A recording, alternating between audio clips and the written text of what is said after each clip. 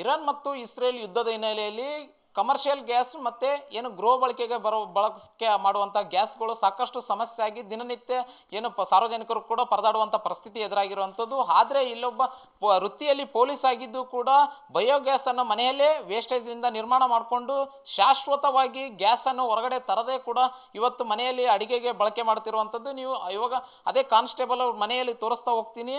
ಇಲ್ಲಿ ಏನು ಸಿಲಿಂಡರ್ ಹಚ್ತಾ ಇರುವಂಥದ್ದು ಯಾವುದೇ ರೀತಿಯಾದಂಥ ಏನು ಗೃಹ ಬಳಕೆ ಗ್ಯಾಸಿಂದಲ್ಲ, ಇದು ಬಯೋಗ್ಯಾಸಿಂದ ಕೂಡ ಇಲ್ಲಿ ಒಂದು ತೆಗೆದುಕೊಂಡು ಅವ್ರ ಮನೆಯಲ್ಲೇ ನಿರ್ಮಾಣ ಮಾಡಿಕೊಂಡು ಈ ಗ್ಯಾಸ್ಲಿಂದ ಅಡುಗೆ ಮಾಡುವಂಥ ಕೆಲಸ ಇಲ್ಲಿ ಮಾಡ್ತಾ ಇರುವಂಥದ್ದು.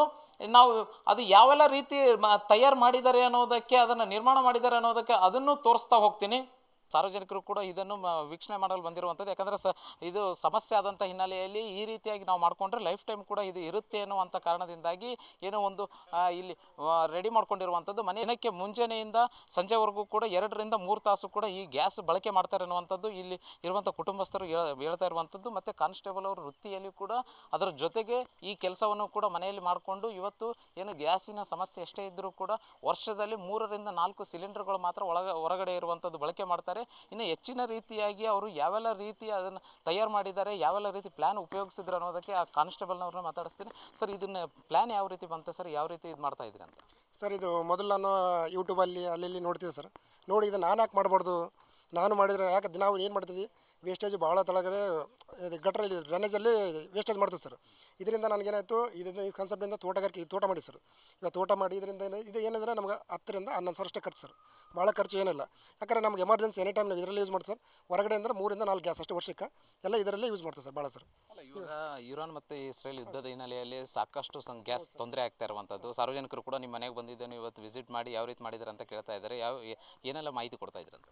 ಸರ್, ಇದು ನೋಡಿ ಸರ್, ಇವಾಗ ಗ್ಯಾಸಿನ ಬಗ್ಗೆ ಎಲ್ಲ ಕಡೆ ಸಮಸ್ಯೆ ಭಾಳ ಆಗಿದೆ. ಇದೇ ನಮ್ಮನೆ ಪಕ್ಕದಾಗೆ ಇವತ್ತು ನಮ್ಮ ನಾಗರಾಜ್ ಅಂತ ಹೋಗಿದ್ರಪ್ಪ, 3 ತಾಸಿನ ನಿಂತು ಬಂದಿರೋಂಥ. ಅದೇ ಇದೇ ಥರ ಮಾಡ್ಕೊಂಡ್ರೆ ಚೆನ್ನಾಗಿತ್ತು ಅಂತ ಹೇಳ್ತಿದ್ದೀನಿ. ಆದರೆ ಇವಾಗ ಇಸ್ರೇಲ್ ಮತ್ತು ಕಡೆ ಇರಾನ್ ಕಡೆ ಯುದ್ಧ ನಡೀತಿದ್ದಲ್ಲ, ಅಂಥ ಆಪತ್ತು ಕಾಲಾಗ ನಾವೇ ಸ್ವಾವಲಂಬನೆಯಿಂದ ಮಾಡ್ಕೋಬೋದು ಅಂಬೋದ್ರಿಂದ ಇದರಿಂದ ಅರ್ಥ ಆಗುತ್ತೆ ಸರ್. ಸ್ವಲ್ಪ ಇದರಿಂದ ಏನು ವೇಸ್ಟೇಜ್ ಏನು ಖರ್ಚಿಲ್ಲ ಸರ್. ಒಂದು ಟೈಮ್ ಖರ್ಚು ಮಾಡಿಬಿಟ್ರೆ ಎಲ್ಲ ನಮಗೆ ಲೈಫ್ ಲಾಂಗ್ ಉಪಯೋಗ ಇರುತ್ತೆ ಸರ್. ಇದು ಎಷ್ಟು ತಾಸು ಬರ್ತದೆ ಮತ್ತು ಇದರಿಂದ ಏನಾದರೂ ಅಪಾಯಗಳು ಇದಾವೆ ಅಂತ? ಸರ್, ಇದ್ರ ಏನಿಲ್ಲ ಅಂದರೆ ಪರ್ ಡೇ ಅಂದರೆ 2 ರಿಂದ 3 ತಾಸು. ಇವಾಗ ಬೇಸಿಗೆಗಾಲದಲ್ಲಿ ನಮಗೆ ಕನಿಷ್ಠ 3 ತಾಸು ಬರುತ್ತೆ ಸರ್. 3 ತಾಸು ಬರುತ್ತೆ. ನಾವು ಯಾಕಂದರೆ ಒಂದು ವೇಳೆ ಇದರಿಂದ ಯಾವುದೇ ರೀತಿ ಅಪಾಯ ಇಲ್ಲ.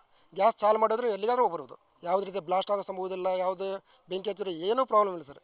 ಇದರಿಂದ ನಮಗೆ ಗ್ಯಾಸ್ ಇದು ಅಡುಗೆ ಮಾಡ್ಬೋದಲ್ಲ ಸರ್, ಸಾಮಾನ್ಯ ಗೊತ್ತು ಸರ್. ಅದು ಸರ್ ಇದಿಷ್ಟು ಇಲ್ಲಿ ಇರುವಂಥ ಅವರು ಕಾನ್ಸ್ಟೇಬಲ್ ಅವರು ಮಾತಾಗಿರುವಂಥದ್ದು. ಅದರ ಸಾರ್ವಜನಿಕರು ಕೂಡ ಇವತ್ತು ಮನೆಗೆ ನೋಡುವಂಥದ್ದು.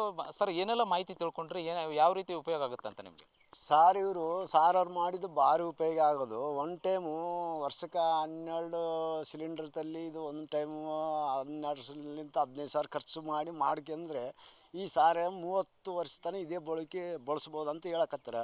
ಮಾಡಿದರೆ ಭಾರಿ ಉಪಯೋಗ ಆಗ್ತದೆ ಸರ್. ಅಲ್ಲ, ಇವತ್ತು ಯುದ್ಧದ ಹಿನ್ನೆಲೆಯಲ್ಲಿ ಸರಿಯಾದ ಗ್ಯಾಸ್ ಸಿಗ್ತಾ ಇಲ್ಲ ಅಂತೇಳಿ ಸಾಕಷ್ಟು ಜನರು ಕೂಡ ತೊಂದರೆಯಲ್ಲಿ ಅನುಭವಿಸ್ತಾ ಇದ್ದಾರೆ.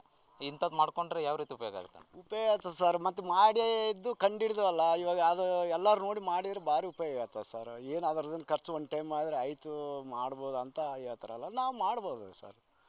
ಇದಿಷ್ಟು ಸಾರ್ವಜನಿಕರ ಮಾತು. Anil Kumar, guarantee news, Raichur.